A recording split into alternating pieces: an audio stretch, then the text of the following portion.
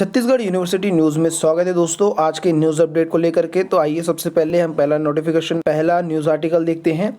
ये देख सकते हैं दोस्तों, ये है बीएड के नए स्टूडेंट को करना होगा नामांकन के लिए ऑनलाइन आवेदन।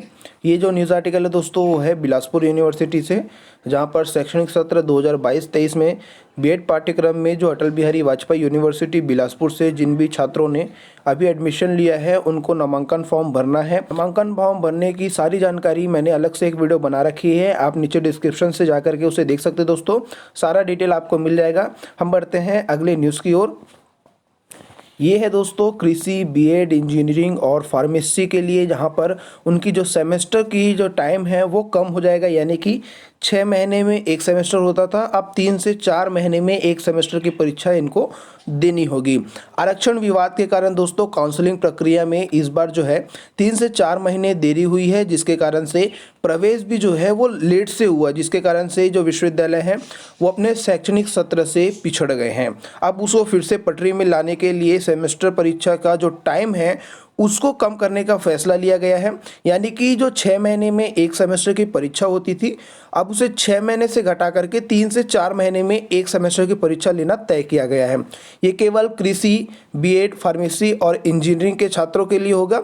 बाकी जो अन्य पाठ्यक्रम हैं वो जैसे चल रहे हैं उस हिसाब से चलेंगे, क्योंकि उनका जो एडमिशन है वो अगस्त जुलाई में जो है कंप्लीट हो चुका था।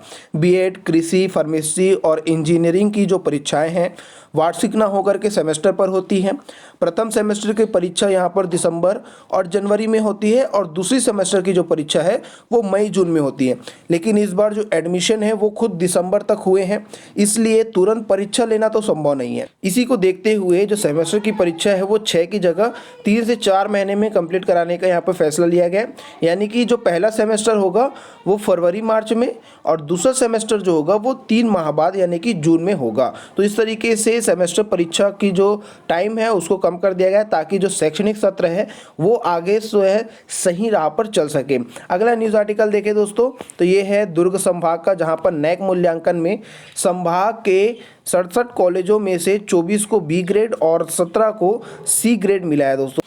ये न्यूज़ आर्टिकल देख सकते हैं दोस्तों, ये है ओपन स्कूल से, जहां पर ओपन स्कूल परीक्षा के लिए इस बार जो है 1 लाख फॉर्म मिले हैं। मार्च में इसके पेपर होंगे। ओपन स्कूल की जो 10वीं 12वीं की परीक्षा के लिए आवेदन है वो आखिरी तारीख थी, वो ख़त्म हो गई है। इस बार जो है करीब 1 लाख से ज़्यादा छात्रों ने इस परीक्षा में शामिल होने के लिए आवेदन किया है। हालांकि पिछली बार की तुलना में इस साल परीक्षा में शामिल होने वाले छात्रों की संख्या करीब 15,000 कम है पिछले साल की तुलना में। ओपन स्कूल परीक्षा मार्च के आखिरी हफ्ते से शुरू हो जाएगी।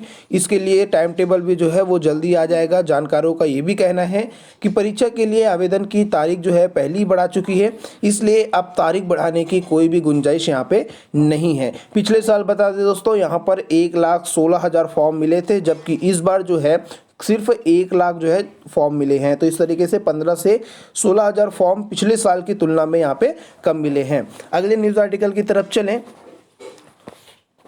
तो ये दोस्तों जवाहर नवोदय विद्यालय में, जहाँ पर उसमें एडमिशन के लिए आप 31 जनवरी तक आवेदन कर सकते हैं। जवाहर नवोदय विद्यालय में 6वीं में प्रवेश लेने के लिए आवेदन जो है 31 जनवरी तक किए जा सकते हैं। ऑनलाइन आवेदनों का सिलसिला 1 जनवरी से जारी है। ये न्यूज़ आर्टिकल आप लोग देख सकते हैं दोस्तों, ये है नेट से संबंधित, जहाँ पर नेट के लिए आवेदन कल तक कर सकते हैं आप। फरवरी में इसकी परीक्षा होगी। नेशनल एलिजिबिलिटी टेस्ट यानी कि नेट के लिए दोस्तों यहाँ पर ऑनलाइन आवेदन करने की जो आखिरी तिथि है वो 17 जनवरी को है, जहाँ पर शाम 5 बजे तक आप अपना फॉर्म जो है वो जमा कर सकते हैं। पिछले दिनों आवेदन की प्रक्रिया शुरू की गई थी।